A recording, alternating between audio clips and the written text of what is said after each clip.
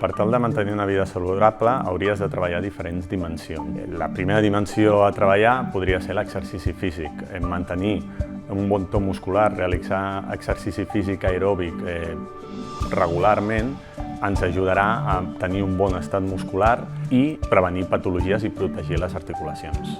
Un altre dels aspectes que has de treballar és el tema del descans. Serà molt important perquè és aquell temps que té el cos per reparar el dany que li fem durant el dia. Aquí serà important tant treballar les hores de descans com preparem el cos per a aquest descans, tal com no mirar pantalles, fer exercicis fins i tot de relaxació, deixar temps suficient entre el sopar i l'anar a dormir. Un factor molt important per la nostra salut seran les emocions. Aprendre a identificar aquestes emocions i els propis sentiments, si no hi ha un bon estat emocional, la nostra salut se'n ressentirà.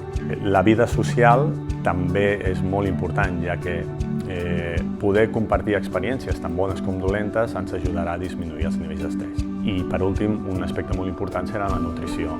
Allò que mengem, com ho mengem, si és més de temporada o no, cuinat o si és natural, sempre farà que el nostre organisme reaccioni millor davant del que mengem.